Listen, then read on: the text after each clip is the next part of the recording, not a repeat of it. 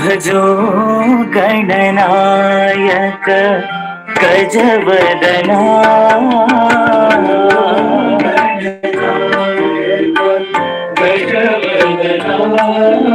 भजो गणनायक गजवदना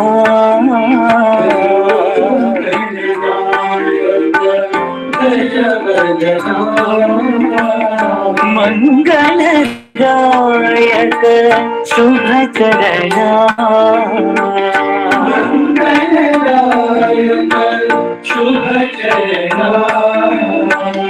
मंगलदायक शुभचरणा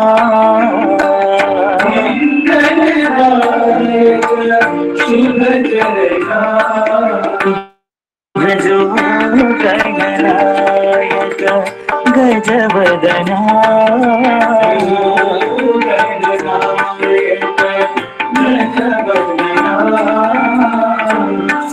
सिद्धिविनायक शिवनंदना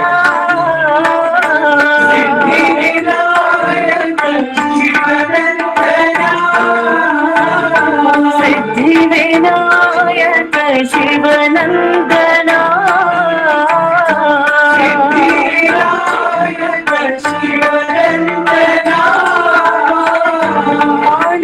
आनंददायक चित्तचंदना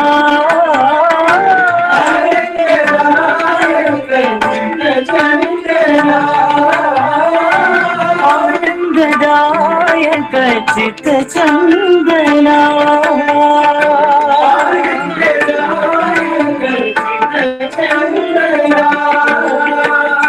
बुद्धि प्रदायक जगवंदना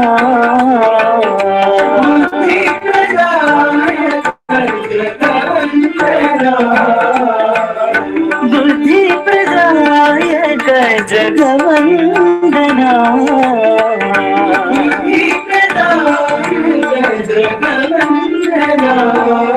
भजो गणनायक गजवदना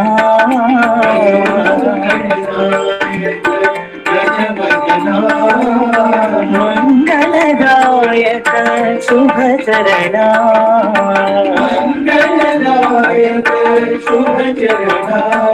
भजो गणनायक गजवदना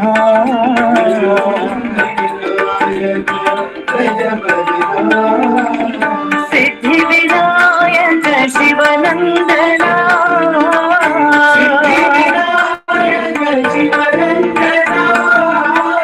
आनंददायक चित्तचंदना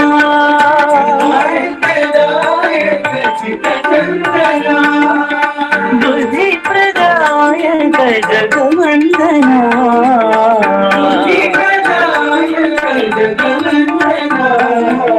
बुद्धि प्रदायक जगवंदना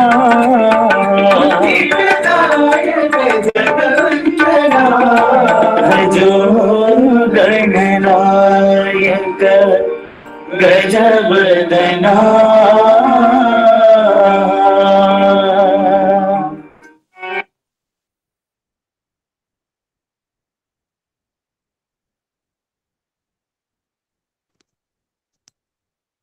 ओम श्री साईं राम।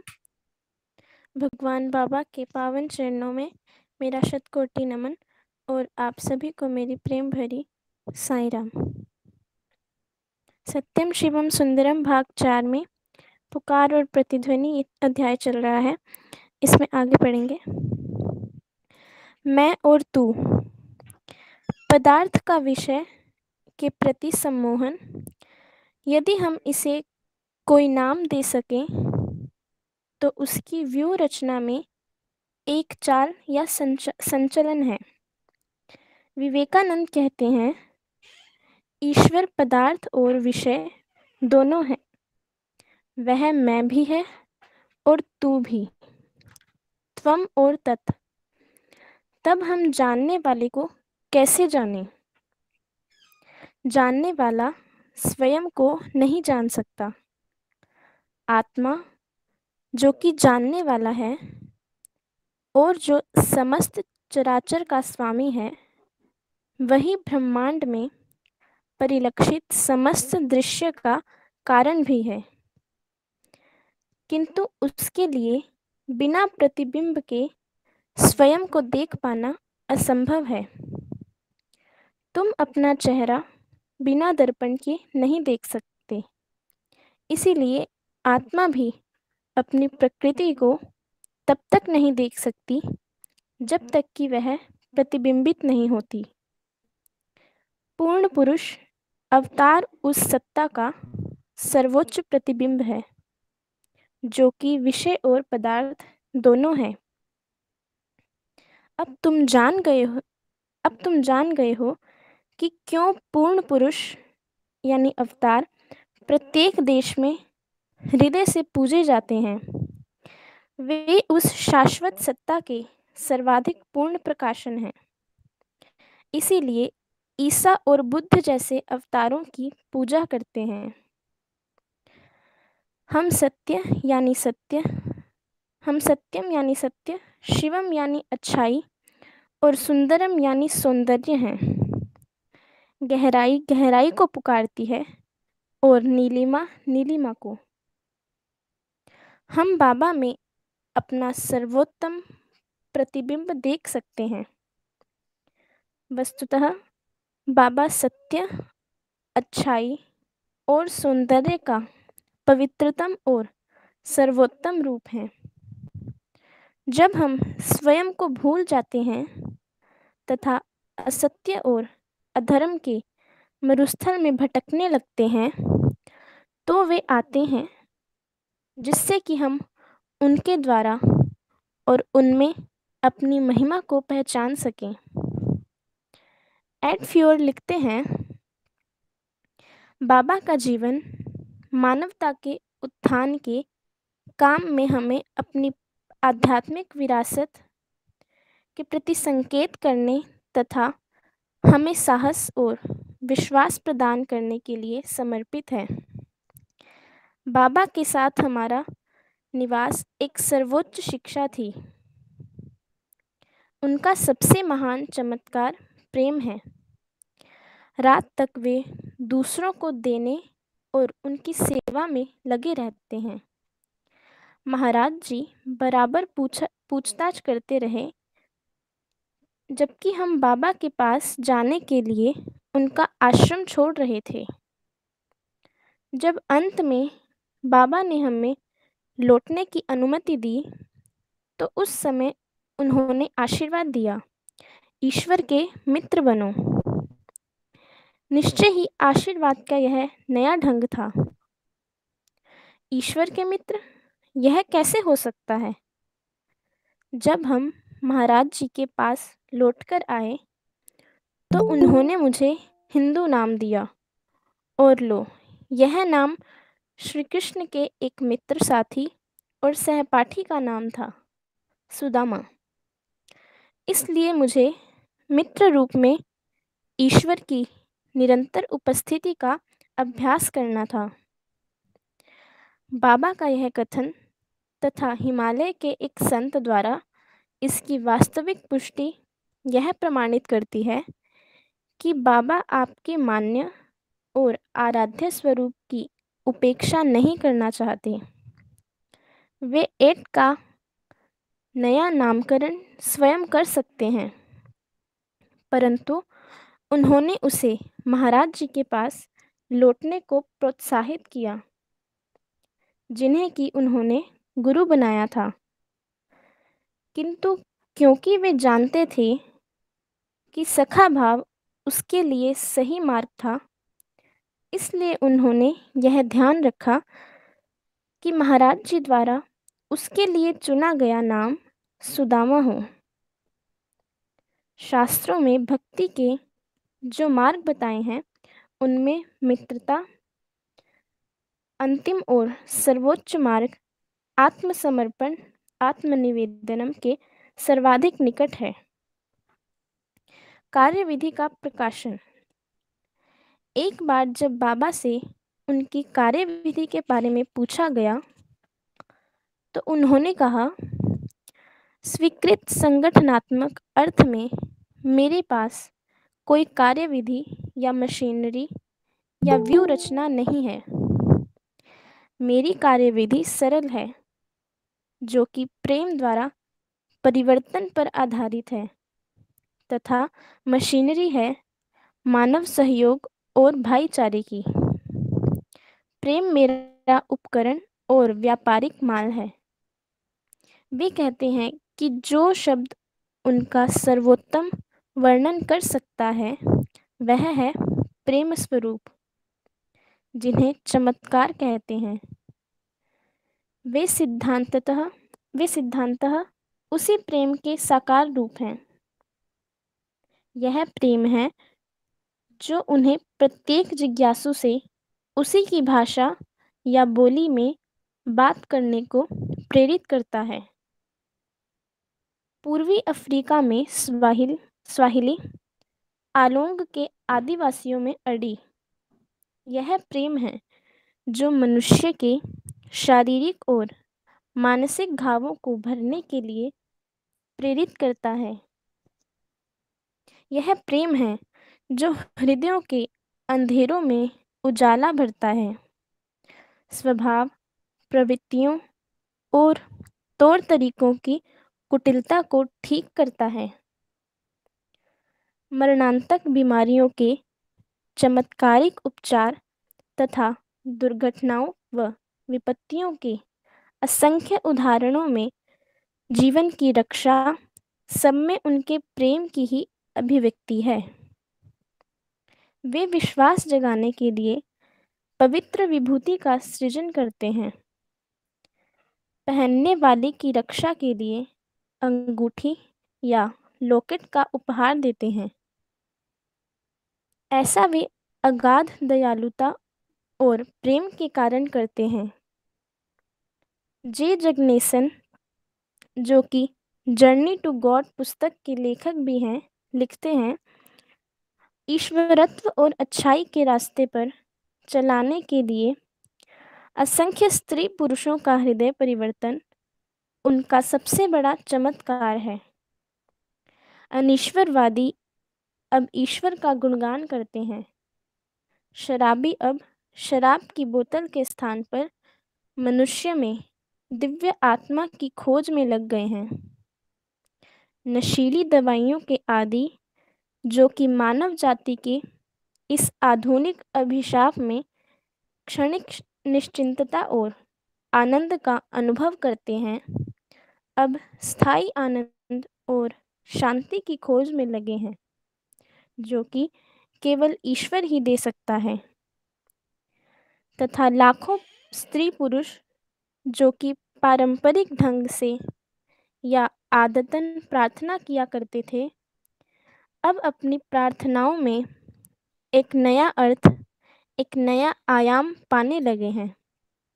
चाहे वे किसी भी प्रार्थना करें, किसी की भी प्रार्थना करें, किसी भी धर्म को माने, क्योंकि अब उन्हें दृढ़ विश्वास हो गया है कि ईश्वर की सत्ता है तथा भक्ति, सत्य, धर्म, शांति और प्रेम की साधना से तथा सबसे अधिक बढ़कर अपने साथ के मनुष्यों की बिना पुरस्कार का विचार किए वंश, जाति, धर्म, मत व रंग के भेदभाव से मुक्त और प्रेमपूर्ण सेवा से उसका अनुग्रह प्राप्त किया जा सकता है।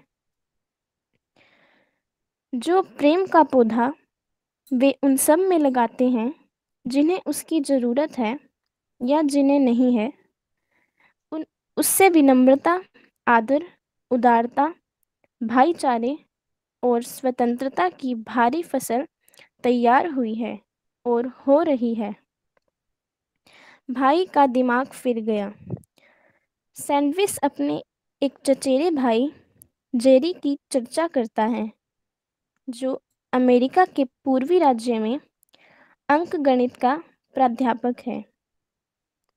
विशुद्ध गणितीय सिद्धांत के एक प्रश्न को देखते हुए जेरी ने अनुभव किया कि जरूर ऐसी संभावना है कि इस समय में कोई अवतार विद्यमान हो, और इसीलिए वह उस समूह के साथ हो गया जो बाबा के दर्शनों के लिए जा रहा था। मेरे भाई ने प्रथम साक्षात्कार के समय बाबा से कुछ वस्तु अपने लिए सृजित करने को कहा। उसने यूनान में एक सस्ती अंगूठी खरीदी तथा इसे अपनी छोटी उंगली में पहने हुए था। वह चाहता था कि बाबा इस अंगूठी को किसी दूसरी वस्तु में बदल दें। बाबा ने मना कर दिया। जेरी को निराशा हुई। वह स्वयं की मानसिक स्वस्थता की परीक्षा करने लगा। बाबा ने जेरी को साक्षात्कार के लिए दूसरे दिन फिर बुलाया। जब वह बाहर आया तो असाधारण रूप से प्रसन्न और भावपूर्ण मुद्रा में था। उसका चेहरा चमक रहा था। जेरी ने फिर बाबा से अंगूठी का कुछ बनाने को कहा तथा इसे अपनी उंगली से निकाला। बाबा ने कहा कि वे ऐसा कुछ नहीं करना चाहते। जेरी आग्रह करता रहा। अंततोगत्वा बाबा ने अंगूठी अपने हाथ में ली, उस पर फूंक मारी और जेरी को एक बिल्कुल भिन्न अंगूठी लौटा दी। वह भी उसकी उंगली में बिल्कुल ठीक आ गई।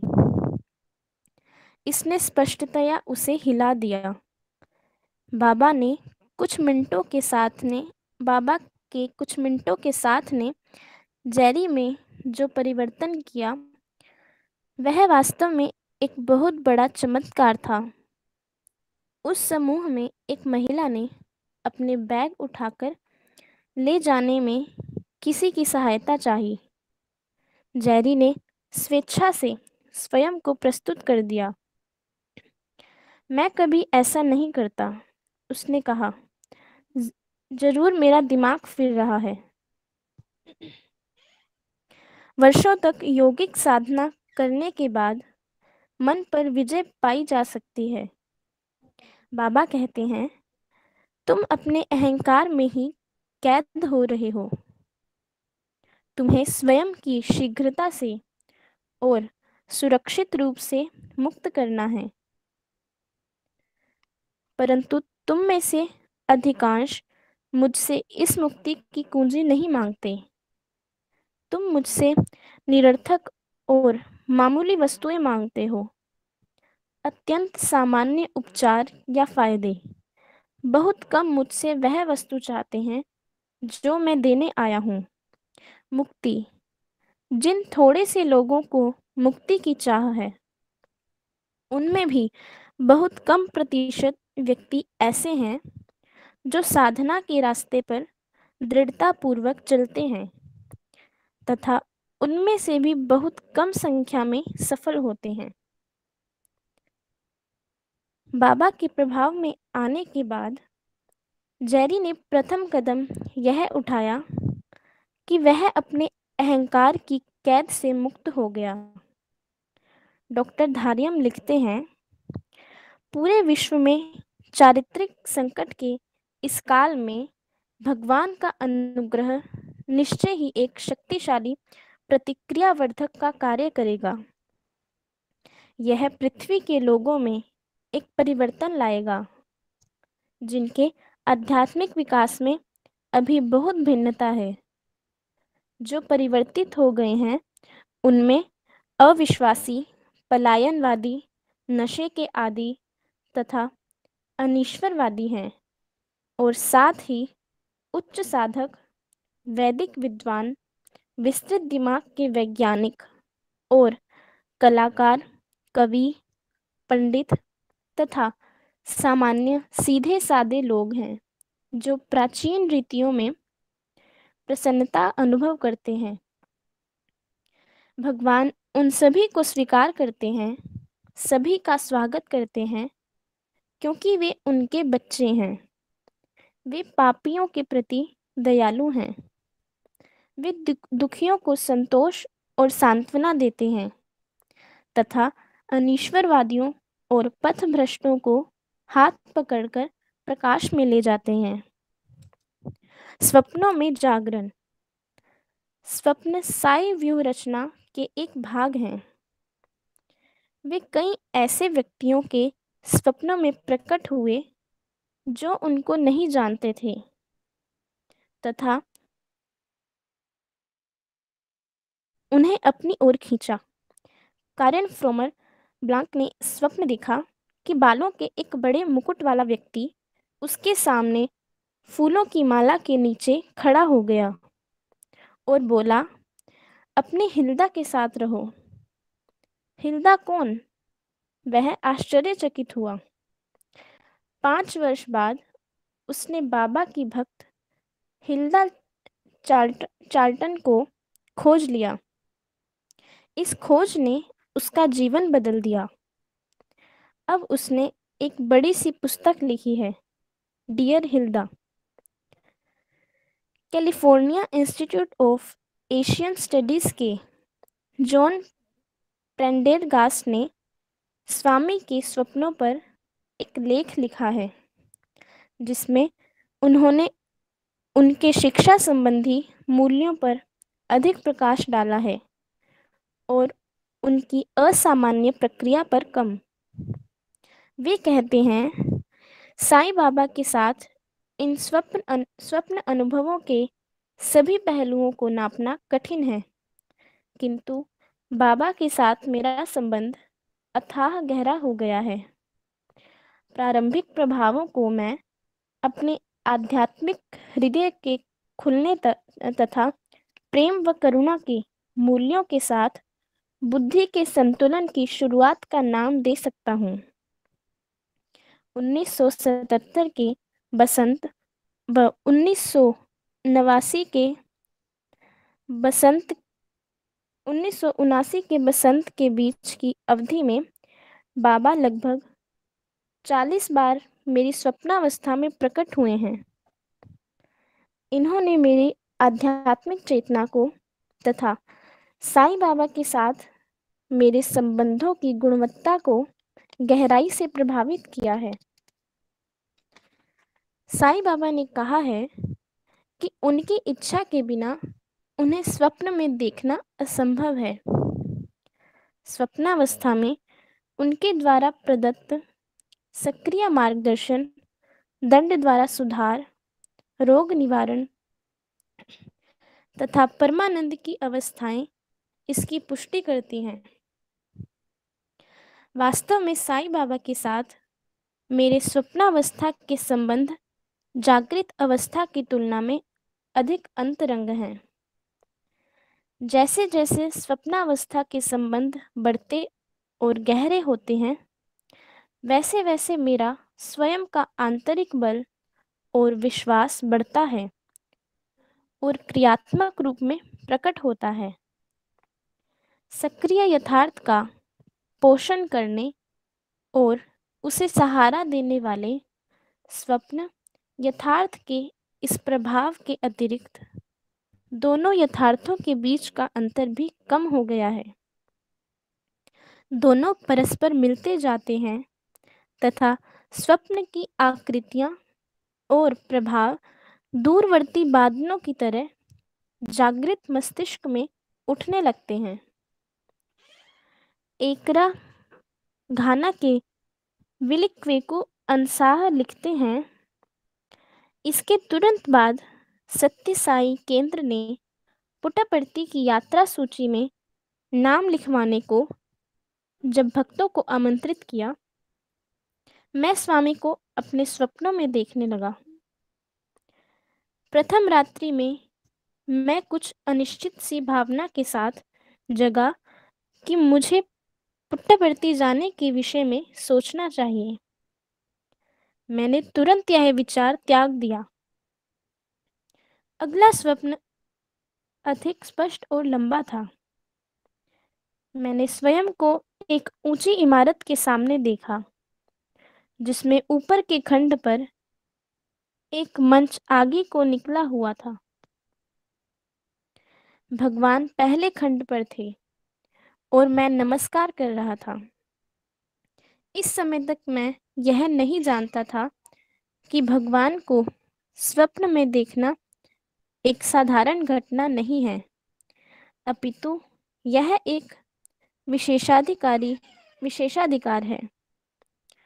अपनी मूर्खतापूर्ण कल्पना समझकर मैंने इस स्वप्न की उपेक्षा कर दी। मैंने तीसरे स्वप्न में 1 या 2 बार बाबा का चेहरा देखा। मैं पसीने में नहाया हुआ इस स्पष्ट आदेश के साथ जगने को बाध्य हुआ कि मुझे पुट्टपर्ती जाना चाहिए। मैंने बिना इस बात पर तनिक भी विचार किए कि इस यात्रा के लिए धन कहाँ से आएगा, अपना नाम योजना कमेटी को दे दिया।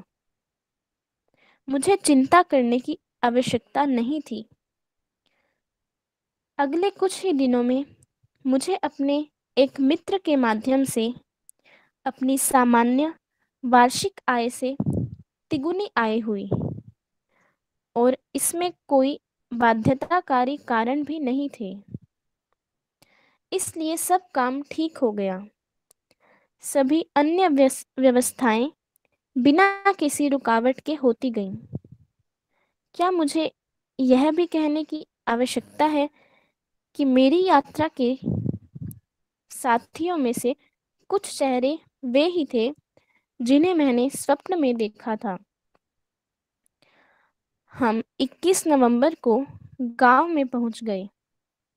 मेरे मन में जो अंतिम बात थी वह स्वप्नों की थी। एक मित्र ने प्रार्थना भवन का एक चक्कर लगाने की सोची और जैसे ही हम घूमे, मैं अपने रास्ते पर स्तब्ध सा खड़ा रह गया। मेरे मित्र ने पूछा कि क्या बात है, और मैंने उसे कुछ ऐसा बताया कि वह समझ नहीं पाया। परंतु जिस कारण से मैं रुक गया था वह यह था कि मुझे मेरा स्वप्न पूर्ण स्पष्टता से मेरे सामने दिखाई दे रहा था। वही आगे निकला हुआ मंच, और आश्चर्य की बात यह कि शिल्प और रंग भी वही थे। यह कोई विशेष आश्चर्य की बात नहीं रही जब मुझे निचले खंड में एक कमरे में साक्षात्कार की अनुमति मिली और मैंने ठीक उसी स्थान पर नमस्कार किया जहाँ की मैंने स्वप्न में देखा था। फिर भी ये सभी विस्मय उसकी तुलना में कुछ भी नहीं थे, जबकि मैं भगवान से विदा ले रहा था। तुम वापस कब आ रहे हो? उन्होंने पूछा। मैं इस प्रश्न की आशा नहीं कर रहा था, क्योंकि फिर आने के सौभाग्य की कल्पना मेरे मस्तिष्क से बहुत दूर थी। इससे मैं प्रफुल्लता और खुशी से घबरा सा गया और बिना सोचे बोल उठा कि मैं नहीं जानता, और यह कि इस बार तो मैं इसलिए आया हूँ कि मैंने एक स्वप्न देखा था। भगवान ने बीच में कुछ इस तरह की आवाज में मुझे टोका, जैसे वे इस बात से खींच रहे हों कि जिस बात को वे पहले से जानते हैं उसी का वर्णन मैं कर रहा हूँ। मैं जानता हूँ, उन्होंने कहा तथा मेरी पीठ थपथपाई। पतंजलि ने योग सूत्र पहले अध्याय के 38वें श्लोक में कहा है कि जिज्ञासुओं को स्वप्न में मार्गदर्शन मिलता है, और यद्यपि वे यह नहीं जानते कि वे उसके गुरु हैं, तो भी यदि वे दिव्य अवतार हैं, तो वे हमारे लिए स्वप्नों की रचना कर सकते हैं, उनमें स्वयं प्रकट हो सकते हैं तथा समयानुकूल मार्गदर्शन कर सकते हैं। एक पुस्तक और एक यात्रा। बाबा कहते हैं, जब तक मैं ना बुलाऊं तब तक कोई प्रशांति निलयम नहीं आ सकता। स्वप्न उन माध्यमों में से है एक है जो वे अपनी ओर से लोगों को बुलाने के लिए प्रयुक्त करते हैं। न्यूयॉर्क के लॉरेंस गेलेंटे लिखते हैं, अपने व्यवसाय ताइची और संबंधित दर्शन शास्त्र का आगे अध्ययन करने के लिए मैंने होफत्रा विश्वविद्यालय में अपना नामांकन करवाया। फिर मैं एक सुबह स्पष्ट स्वप्न देखकर उठा। इस स्वप्न में मुखपृष्ठ के साथ एक पुस्तक का शीर्षक स्पष्ट रूप में दिखाई दे रहा था। इसका शीर्षक था, साईं बाबा समसामयिक स्वामी और ईश्वर। तब मेरे मन में यह बात उठी, क्यों ना मैं अपना शोध ग्रंथ समसामयिक रहस्यवाद पर लिखूं और साईं बाबा को अपना विषय बनाऊं। मैंने विश्वविद्यालय से इस संबंध में अनुमति ले ली। मैंने निश्चय किया कि मैं उनके बारे तब तक नहीं लिख सकता जब तक कि मैं पहले उन्हें देख ना लूं तथा स्वयं इन चमत्कारों की पुष्टि ना कर लूं। मैंने यह भी सोचा कि मैं वहां यह पता लगाने भी जा सकता हूं कि वे धोखेबाज हैं। मैंने विचार किया कि यदि ऐसा हुआ तो भी एक बड़े पाखंड का पर्दाफाश करने के लिए एक शोध ग्रंथ लिख सकता हूँ। यह भी ठीक है। बाबा कहते हैं, आओ, देखो, अनुभव करो, परीक्षा करो और तब विश्वास करो। परंतु मैं भारत कैसे जाऊं? मेरे बैंक के खाते में कुछ नहीं था। मैंने साईं बाबा की तरफ ध्यान केंद्रित किया और उन्हें यह कहते हुए संबोधित किया, यदि आप मुझसे यह लिखवाना चाहते हैं तो आपको मेरे लिए धन की व्यवस्था करनी होगी, क्योंकि मेरे पास कुछ नहीं है। 48 घंटों में मुझे न्यूयॉर्क से $1000 का चेक डाक से मिला। यह रकम अनेक वर्षों से मुझे मिलनी थी और जिसे वसूल करने का मैं कई बार व्यर्थ प्रयास कर चुका था। मैं साईं बाबा के पास 2 माह तक रहा।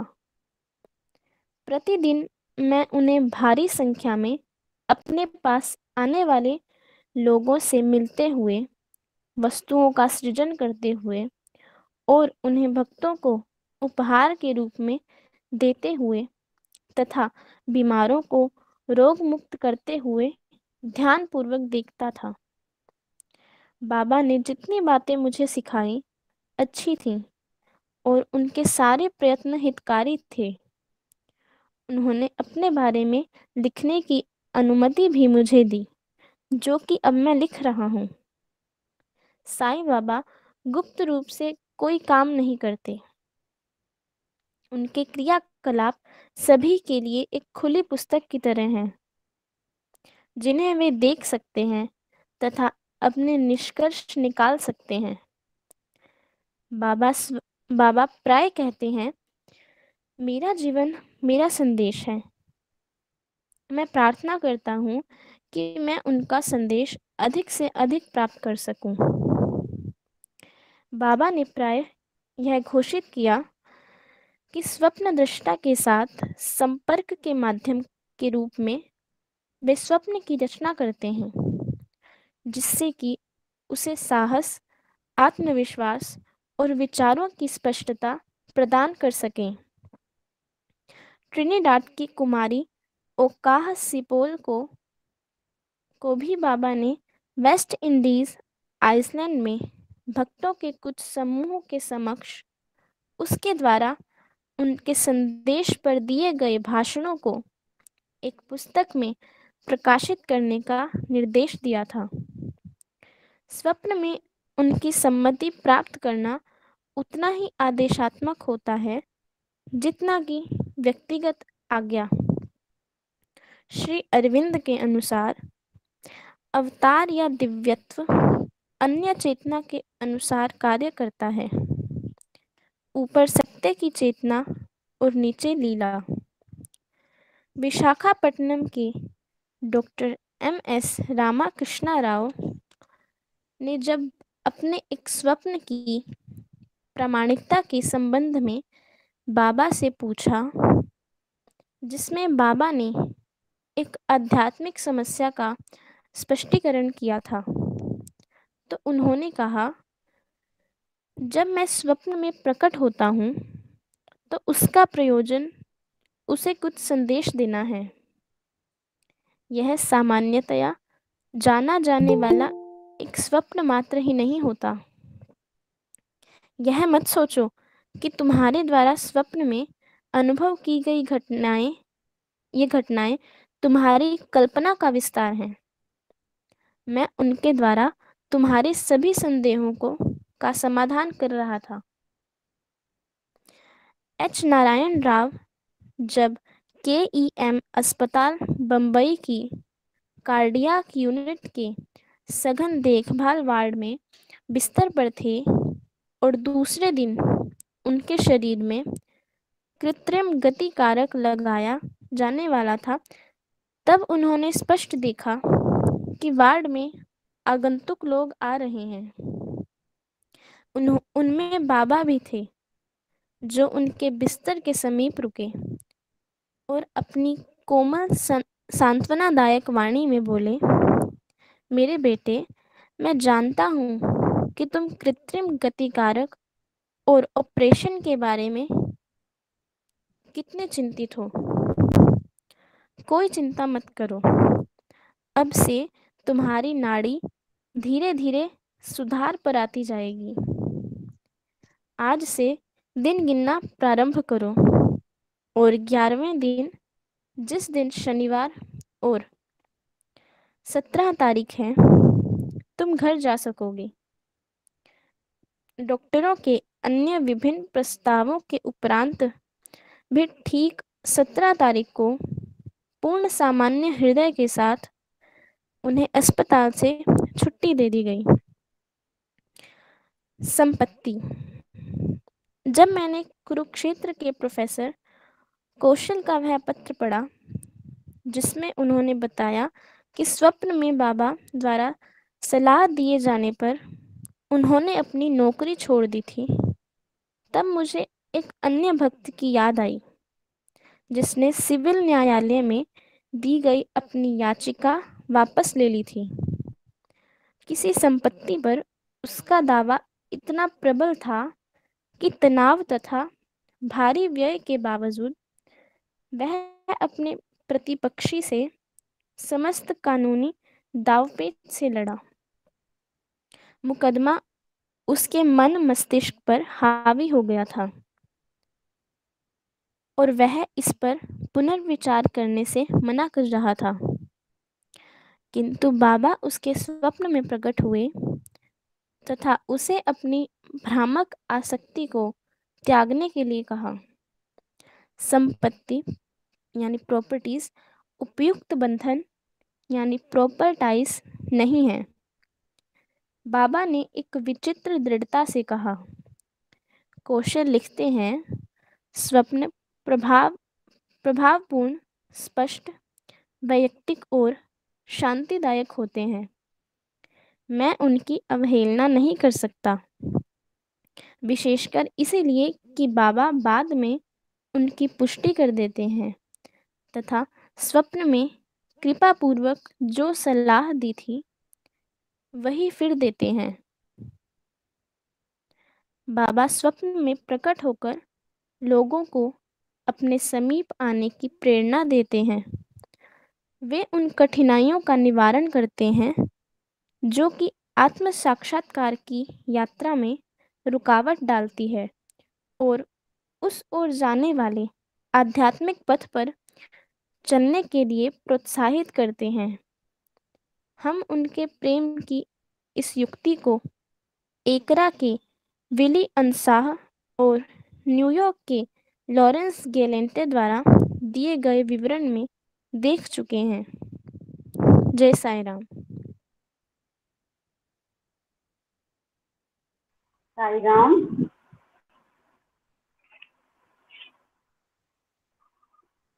मंगलम गुरुदेवाय, मंगलम ज्ञानदायिने, मंगलम परतिवासाय, मंगलम सत्यसायिने, मंगलम सत्यसायिने।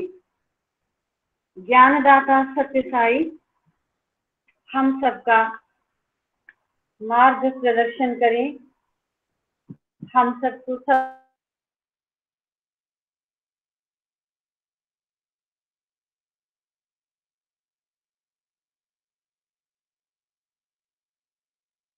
सुनना,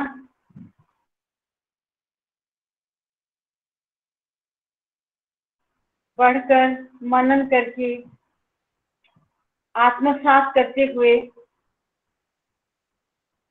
बस एक ही बात जो समझ में आती है और यूं जिसको हम नहीं समझते, वो बात है कि जो कुछ भी हो रहा है, जो कुछ भी हुआ है, वो एक दिव्य सत्ता के अधीन पूर्व नियोजित होता है और जिस तरह से उसका संयोजन उस दिव्य सत्ता ने किया होता है, बस उसके अनुसार ही घटित होता जाता है। जीवन का हर पल, हर घटना, हर अवसर जिसको हमारा आम मानस मन, जो साधारण हमारा मानस मन है, जिसको स्वीकारता नहीं है। लेकिन आज जितनी भी घटनाएं हमने पढ़ी हैं, सबका सार एकमात्र यही है। विदेशी भक्तों के जीवन के साथ जीवन में जो कुछ घटित हुआ है, हमने अभी सुना, पढ़ा। पढ़ के यही समझ में आता है कि ईशावास्यम इदं सर्वम यत्किंच जगत्याम जगत। इस संसार में जो कुछ भी जड़ चेतन स्वरूप जगत है, उसमें उस ईश्वर का निवास है। वो सब कुछ उस ईश्वर की रचना है। हर एक जड़ चेतन उसी की रचना है और उसी की दृष्टि में है। वो कालातीत है। उसके लिए कोई समय का, काल का बंधन नहीं है। वो कहीं भी पहुंच सकता है। उसका रिश्ता तो, उस परम आत्मा का संबंध तो उस आत्मा के साथ है जिसकी रचना उसने की है।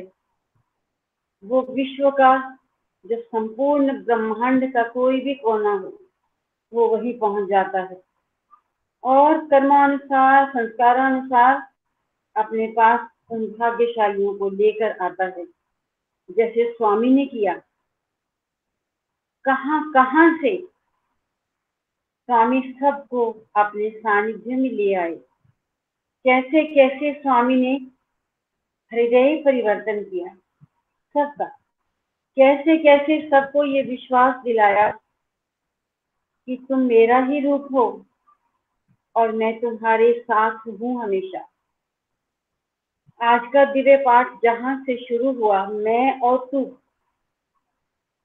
पदार्थ का विषय के प्रति सम्मोहन, यदि हम इसे कोई नाम दे सकें तो उसकी व्यूह रचना में एक चाल या संचलन है, जो भी उसने सृष्टि की रचना की है।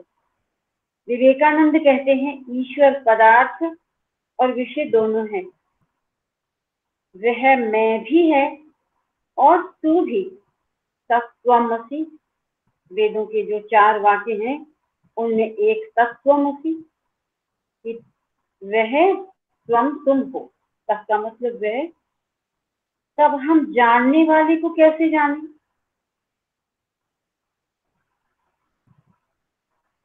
उस जो हमें जानता है उसको कैसे जाने? ये तो हमें कुछ समझ में आता है कि कोई हमें जानने वाला है, लेकिन उसको कैसे जाने? जानने वाला स्वयं को नहीं जान सकता। आत्मा जो कि जानने वाला है और जो समस्त चराचर का स्वामी है, वही ब्रह्मांड में परिलक्षित समस्त दृश्य का कारण भी है, किंतु उसके लिए बिना प्रतिबिंब के स्वयं को देख पाना असंभव है। तुम अपना चेहरा बिना दर्पण के नहीं देख सकते, इसलिए आत्मा भी अपनी प्रकृति को तब तक नहीं देख सकती जब तक कि वह प्रतिबिंबित नहीं होती। पूर्ण पुरुष अवतार उस सत्ता का सर्वोच्च प्रतिबिंब है, जो कि विषय और पदार्थ दोनों है। अब तुम जान गए कि क्यों पूर्ण पुरुष अवतार प्रत्येक देश में हृदय से पूजे जाते हैं। वे उस शाश्वत सत्ता के सर्वाधिक पूर्ण प्रकाशन है, इसलिए ईसा और बुद्ध जैसे अवतारों की पूजा होती है। भगवान ने मैं और तू इन पंक्तियों में सब कुछ स्पष्ट कर दिया कि वो जो एक पूर्ण सत्ता है, वो अपने आप को कैसे देखती? जो उसका प्रकट रूप है वो उसी में विद्यमान है। ये संपूर्ण ब्रह्मांड, संपूर्ण सृष्टि जो उसका प्रकट रूप है, जिसकी रचना उसने की है, वो इसी में प्रकट होता है। हम सत्यम शिवम और सुंदरम है। इतना कुछ कहने के बाद भगवान की सृष्टि में जो भी जनसाधारण या कोई भी है, भगवान उसको भी यही समझाते हैं कि तुम कुछ और नहीं हो, हम सत्यम शिवम और सुंदरम है। गहराई को पुकारती है और नीलिमा को हम बाबा में अपना सर्वोत्तम प्रतिबिंब देख सकते हैं। बाबा तो वो सर्वोच्च सत्ता है, परम आत्मा है, परमेश्वर है, उसमें हम अपना प्रतिबिंब देख सकते हैं। वस्तुतः बाबा सत्य, अच्छाई और सौंदर्य का पवित्रतम और सर्वोत्तम रूप है। जब हम स्वयं को भूल जाते हैं, तब तथा असत्य और धर्म के मरुस्थल में भटकने लगते हैं, तो वे आते हैं जिससे कि हम उनके द्वारा और उनमें महिमा को पहचान सकें। तभी वो परम सत्ता आती है। जब भूला भटका इंसान समझ नहीं पाता कि मैं कौन हूँ, तो वो वास्तविक स्वरूप का ज्ञान करवाने के लिए वो सत्ता पुनः स्वयं साकार रूप में आती है, और जो इस बात का एहसास करवाती है कि केवल मैं ही भगवान नहीं हूँ, तुम भी भगवान हो। भगवान ने सरल शब्दों में इस बात को, इन दिव्य वचनों को कितनी ही बार कहा कि मैं अपने आप को जानता हूँ, इसलिए मैं भगवान हूँ और तुम अभी जानते नहीं। बस अपनी भगवत्ता को हम जान पाए, इसलिए यही भगवान का अवतार लेने का एकमात्र उद्देश्य है। और इसीलिए वो कहते हैं कि बोलो तुम भी कि मैं भी सत्यम शिवम सुंदरम हूँ। अब ये हमारी साधना है अपनी व्यक्तिगत, कि हमें ऐसी स्थिति तक कब और कैसे, किसके द्वारा, किसकी सहायता से, किसके साथ पहुंचना है। लेकिन जिसके साथ भी पहुंचना है वो हमारे बिल्कुल पास है, वो ही हमारा एकमात्र मित्र है, सहयोगी है, माता पिता भाई बंधु सब कुछ है। सभी रिश्तों के नाम उसने दिए हैं। बस केवल प्रयास में, साधना में कमी है, तो वो हमारी साधना में हमारे प्रयास में कमी है। स्वामी ने बहुत सुंदर कहा, आगे बस थोड़ा थोड़ा हम करते हैं। क्या कहा स्वामी ने कि मेरा नाम क्या है, मैं हूँ क्या। एक बार जब बाबा से उनकी कार्य विधि के बारे में पूछा गया तो उन्होंने कहा, स्वीकृत संगठनात्मक अर्थ में मेरे पास कोई कार्य विधि या मशीनरी या व्यूह रचना नहीं है। मेरी कार्य विधि सरल है, जो कि प्रेम के द्वारा परिवर्तन पर आधारित है। ये है बस मेरी एक टेक्नोलॉजी जो मेरे पास है, मेरा एकमात्र सिद्धांत है, जो कि प्रेम के द्वारा परिवर्तन पर आधारित है। अगर कोई परिवर्तन मैं करता हूँ तो वो प्रेम पर ही आधारित होता है। तथा मशीनरी है मानव सहयोग और भाईचारे।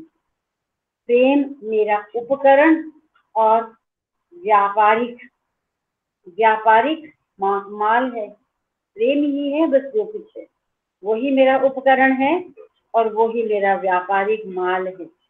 माल मीन्स सामान। वे कहते हैं कि जो शब्द उनका सर्वोत्तम वर्णन कर सकता है, और आगे भगवान ने संक्षेप में कहा कि वे कहते हैं कि जो शब्द उनका सर्वोत्तम वर्णन कर सकता है, क्या है वह है प्रेम स्वरूप। बस यही वो मशीनरी है, वही वो माल है, वही वो कार्य विधि है, वही वो मशीनरी व्यूह रचना है जिसके द्वारा मैं सभी कुछ करता हूँ, जिन्हें चमत्कार कहते हैं। यह सिद्धांत उसी प्रेम के साकार रूप हैं। वह प्रेम है जो उन्हें प्रत्येक जिज्ञासु से उसी की भाषा या बोली से बात करने को प्रेरित करता है। और इस तरह से स्वामी ने आगे बहुत सारे उदाहरण दिए। बस उस प्रेम को जैसा स्वरूप है, वो प्रेम जिसको भगवान ने संक्षेप में love is God, God is love, जिसको भगवान का दर्जा दिया, वो कैसा वो प्रेम है। वो केवल सांसारिक रूप से अनुभव किया जाने वाला, थोड़ी देर रहने वाला, स्वास्थ्य से परिपूर्ण प्रेम नहीं है। वो तो कुछ ऐसा प्रेम है जिसके साथ सभी कुछ परिवर्तन हो जाता है। और आगे स्वामी ने कहा, ईश्वरत्व और अच्छाई के रास्ते पर चलाने के लिए असंख्य स्त्री पुरुषों का हृदय परिवर्तन उनका सबसे बड़ा चमत्कार। हाँ, स्वामी ने इस एक मशीनरी से, इस एक कार्य विधि से जो परिवर्तन किया है, वो प्रेम का ही सिद्धांत है, जिससे उन्होंने मानव मनों को बिल्कुल बदल दिया। जो उनकी कार्य प्रणाली थी उससे वो उनको क्या से क्या बना दिया। ऐसे अनेकों उदाहरण मिलते हैं। आगे चलते हैं तो जो एक जेरी की घटना है, कैसे जब स्वामी के सानिध्य में आए उनमें परिवर्तन हुआ। और खुद वो लिखते हैं कि किसी की सहायता की वो सामान उठाने में, और वो खुद लिखते हैं कि मैं ऐसा था नहीं, लेकिन मेरे हृदय में ये भाव हुआ कि मुझे किसी की सहायता करनी है। बस ऐसा हृदय परिवर्तन करने वाले हमारे प्रिय भगवान ही हैं। बहुत से उदाहरण स्वामी ने आज के पाठ में बहुत से विदेशी दिव्यात्माओं के उदाहरण हैं, जिनको स्वामी ने कैसे अपने सानिध्य में बुलाया और उन्हें परिवर्तन किया और उनको एक भक्त बना दिया। आगे कही है कि मैंने विचार किया कि यदि ऐसा हुआ तो भी एक बड़े पाखंड, जिस प्रोफेसर की बात कर रहे हैं, कि अगर ये कोई पाखंड ही हुआ तो भी ठीक है, कि मैं तो थीसिस लिख दूंगा और शोध ग्रंथ में लिख दूंगा, लेकिन उस ग्रंथ को लिखने में और कुछ नहीं होगा तो पाखंड का भांडाफोड़ होगा, काम तो करना ही है। तो ये भी ठीक है। बाकी बाबा कहते हैं, आओ देखो, अनुभव करो, परीक्षा करो और तब विश्वास करो। स्वामी तो ऐसा चैलेंज करते हैं। परंतु मैं भारत कैसे आऊं? मेरे बैंक के खाते में कुछ नहीं, और संपूर्ण सृष्टि का संचालन करने वाले उसने वो पैसे भी मैनेज कर दिए। $1000 जो जिसके लिए वो प्रयास कर चुके थे, वो राशि तभी प्राप्त हुई। भगवान के नजदीक रहे और फिर हर एक बात को सोचा समझा, अपनी आंखों से देखा, तब कहीं जाकर विश्वास किया। ऐसे अनेकों अनेकों उदाहरण। और स्वामी ने कहा कि जब मैं स्वप्न में प्रकट होता हूँ तो उसका प्रयोजन उसे कुछ संदेश देना है। ये सामान्यतया जाना जाने वाला एक स्वप्न मात्र ही नहीं होता। ये मत सोचो कि तुम्हारे द्वारा स्वप्न में अनुभव की गई ये घटनाएं तुम्हारी कल्पना का विस्तार है। मैं उनके द्वारा तुम्हारे सभी संदेहों का समाधान कर रहा था। जब भी, इसीलिए हम बोलते हैं कि जब भी स्वामी का कोई स्वप्न आता है तो वो सत्य होता है, वो उसकी इच्छा से आता है, वो हमारी इच्छा से नहीं होता। कि जैसे स्वप्न को केवल स्वप्नों का जाल ही कहा जाता है, वो नहीं, वो तो एक सत्य पर आधारित एक तरह से वो सत्य घटना ही होती है। और इसी तरह से संपत्ति विषय के अंतर्गत जब मैंने कुरुक्षेत्र के प्रोफेसर कौशल का ये पत्र पढ़ा तो जिसमें उन्होंने बताया कि स्वप्न में बाबा सलाह दिए जाने पर उन्होंने अपनी नौकरी छोड़ दी। मैं इनको जानती हूँ, ये इंग्लिश के लेक्चरर थे वहां पर पुट्टपर्ती में, और इनके छोटे भाई मेरे कुलीग रहे, वो संस्कृत के विषय में बहुत पारंगत, वो भी एक मेरे कुलीग रहे। और ये हमारे घर भी ठहरे थे एक बार, ये जो प्रोफेसर कौशल, तो अच्छा भला वहाँ इंग्लिश पढ़ाते थे बाबा के कॉलेज में, और एकदम से नौकरी छोड़ दी। तो डॉक्टर कस्तूरी ने लिखा है कि उनको स्वप्न में ऐसा स्वामी ने सलाह दी और उन्होंने एकदम कुछ नहीं सोचा और उन्होंने नौकरी छोड़ दी। अब मुझे इस समय नहीं मालूम वो कहाँ है, लेकिन कुछ समय पहले वो हमारे घर भी रहे। और इस तरह से बाबा ने एक विभिन्न दृढ़ता से कहा, कौशल लिखते हैं, स्वप्न प्रभावपूर्ण, स्पष्ट, वैयक्तिक और शांतिदायक होते हैं।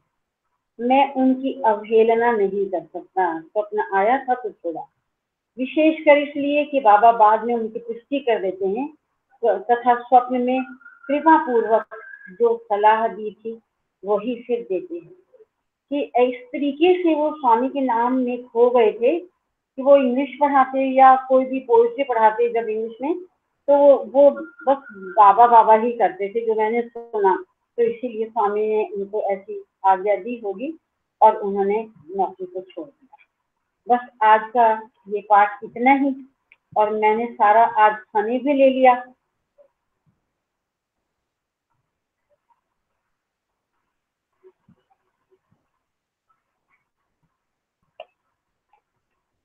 जो हमारी स्वप्नों के बारे में एक जिज्ञासा बनी रहती है, स्वामी ने हर एक स्वप्न दृष्टा के उदाहरण से ये भी स्पष्ट किया कि स्वप्न भी स्वामी की ही संरचना होती है। जिस तरह से सृष्टि में कोई भी घटना घटित होती है, इसी प्रकार से स्वप्न भी उन्हीं की इच्छा से ही घटित होती है। ओम साई राम। वैसे समय तो हो गया, फिर भी मैं मिसेस दुबे से रिक्वेस्ट करती हूँ कि आज आप कुछ कहना चाहेंगे तो आप जरूर कुछ कहिए, अगर आपको याद आया है, आपने कल हमें कहा था। साई राम। साई राम भाभी जी। साई राम भाभी जी। मैं साई राम। साई राम एक छोटी सी घटना ही बताऊंगी। जरूर बताइए। साई राम, सब भाई बहन को मेरा प्रेम साई राम। साई के चरण तले कोटि कोटि प्रणाम। ये 1997 की है। मैं स्वामी कैसे जो ट्रांसफॉर्मेशन ऑफ पावर कहते हैं, स्वामी किसी को ज़रूरत नहीं कि स्वामी छू के या आशीर्वाद करके अपना आशीर्वाद देते हैं, स्वामी किसी भी माध्यम से दे सकते हैं। इसी का एक छोटी सी आशीर्वाद कहिए स्वामी के मेरे प्रति, मैं उसी को वर्णना करती हूँ। 1997 में मेरे बेटा MBA करके घर आया था। सॉरी 95 में फर्स्ट ईयर MBA में था। वो घर आया था और कहा कि मम्मी आप चलिए। तब मेरा एक एक्सीडेंट हुआ था जिसमें मेरे बाएं पैर में फ्रैक्चर था और दाहिने पैर का एक अंगूठा कट गया था जिसमें स्टिच पड़े थे 7, तो मैं उसके नाते नीचे बैठ नहीं पाती थी, कभी भी नहीं बैठ पाती थी और पैर फैला के ही बैठ सकती थी। तो मैं उसके कारण मैं 2-3 साल पहले से जा नहीं पा रही थी पुट्टपर्ती, इसी कारण कि मैं उन दिनों में कुलबंद हॉल नहीं था, वो बालू का नारियल पेड़ और बालू का सब था।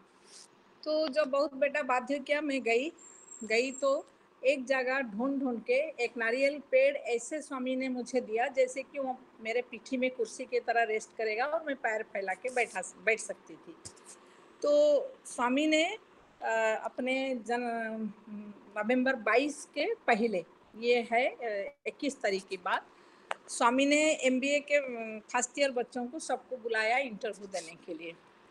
इंटरव्यू देने के रूम में जब स्वामी बुलाए, अपने कुर्सी को हटा दिए और बेटा का नाम है पर्तीस के दाहिने पैर पर अपना बाएं पैर रखे। पूरा 1.5 घंटा इंटरव्यू दिए और पर्तीस के दाहिने पैर के ऊपर बाबा ने अपने बाएं पैर रखे, क्योंकि मेरा बाएं पैर मुड़ नहीं रहा था, तो उस पर रखे 1.5 घंटा पूरा स्वामी ने पूरा उन लोगों को जो भी इंटरव्यू में संभाषण किए होंगे सब कुछ किए। तो जब वो घर आया तो बहुत खुश था, बोला कि मम्मी घर मतलब हमको स्वामी ने एक ब्लेस किया है, वहाँ बाहर में गोपुरम गेट के बाहर में जस्ट एडजेसेंट है साउथ कैंटीन के साथ एक मकान है छोटा सा 1 BHK का, हम वहीं रहते थे बराबर जाके पुट्टपर्ती में। तो आके बोला कि मम्मी आज ना स्वामी का कुछ मुझे समझ में नहीं आया, 1.5 घंटा स्वामी ने जो है मेरे दाहिने पैर के ऊपर अपने बाएं पैर रख के पूरा इंटरव्यू सारा कुछ किए, और जब हम लोग सब स्वामी के पैर छुए तो स्वामी ने इसे ब्लेस किया मेरे माथे पे। तो हम आगे, मैंने कहा स्वामी जानते होंगे स्वामी के लीला, मैं क्या बता सकती हूँ बच्चे, मुझे भी कुछ पता नहीं। इसके बाद वो चला गया और फिर जो शाम के दर्शन के लिए हम आए भजन के लिए, मैं जब आई वो मेरी एक फ्रेंड इस बीच में 2-3 दिन से हो गई थी, वो बेचारी उसी जगह को रखती थी हमेशा जैसे रिजर्व टाइप का, ताकि वो जानती थी मैं आऊँगी तो मैं वहीं बैठूंगी। उन दिनों में टोकन सिस्टम नहीं हुआ था, पहले बाद में जो चले जाते थे सामने बैठ जाते थे, बाद में जो लोग होते थे वो पीछे एकदम दीवार के साथ बैठ जाते थे, उनको और टोकन नहीं होता था।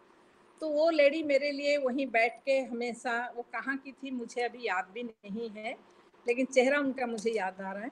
तो उस दिन जब मैं गई, उन्होंने मुझे हाथ हिलाते थे तो मैं उनके पास पहुंच जाती थी। मैं वहाँ पहुंच गई, पहुंच के मैं पूरा 4:30 बजे से 6 बजे तक पूरा स्वामी का सब प्रोग्राम डिस्कोर्स सब कुछ सुन के, जब आरती होने लगा सडनली मुझे जैसे कोई मेरे अंदर से कह रहा है देखो तुम पलथी मार के बैठे हो, मतलब तुम फोल्ड करके पैर अपने बैठे हुए हो, देखो और उठ जाओ। तो मैं उठती नहीं थी क्योंकि मैं उठ नहीं सकती थी, आरती होता था मैं बैठ जाती थी हमेशा। तो फिर मैं देखी कि मैं तो सचमुच में बैठी हूँ, तो मैं स्वामी को देखी और मुझे बहुत रोना आया। मैंने कहा करुणाधरी आपने आज तो बड़ा लीला कर दिया, ये कैसे संभव हुआ। तो जब आरती उरती हो गया, सब सत्य साई की जय हो गया, सब डिवोटी जाने लगे, मेरी वो फ्रेंड बताती है आप रो क्यों रहे हो, आप 4:30 बजे से जब आए 2 मिनट में आप ऐसे बैठे हो और आपको कुछ पता नहीं, आप पूरा संभाषण सुन रहे थे स्वामी का। तो मैंने सोची आपको डिस्टर्ब ना करो, जब चलने लगेंगे मैं पूछूंगी आज क्या हो गया कि आप ऐसे बैठ गए। तो मैं आज तक तो उसको भूल नहीं पा रही हूँ कि समझ भी नहीं पाई कि कृष्णा आए थे 16 कला से और बोल रहे थे कि जिसको जो चाहते थे हो जाता था। ऐसे तो बहुत इंस्टेंसेस आए स्वामी का कि किसी को उन्होंने देख के भी किया है, किसी को कैसे किया है, और बहुत कहानी है, लेकिन ये मेरे साथ अपने साथ घटित हुआ है। उसके बाद से मेरा एक मेजर ऑपरेशन हुआ 2018 में कमर में, लेकिन तब तक मैं सिर्फ 1 घंटा बैठ सकती थी, जितने देर भजन होता था मैं उतने देर बैठ सकती थी नीचे वो पोजीशन पे, इसके बाद मैं नहीं बैठ सकती थी। जैसे मुझे 1 घंटा से अगर 15 मिनट भी ज़्यादा हो जाएगा तो मैं बैठ नहीं सकती थी, मैं उठ जाती थी क्योंकि मेरे टांगों में बहुत दर्द होता था। लेकिन ये भी जो ऑपरेशन हुआ इसमें स्वामी पूरा खड़े थे, जिन लोगों ने स्वामी को जानते हैं वो पूरा देख पाते थे। तो ये एक छोटी सी कहानी मैं सोची कि आपके साथ साझा कर सकती हूँ। ऐसे अपरंपार कहानी है, मैं कहाँ से शुरू करूँ कहाँ से ख़त्म करूँ मुझे कुछ समझ में नहीं आती है। जैसे जैसे मुझे याद आएंगे मैं आपको बताऊंगी।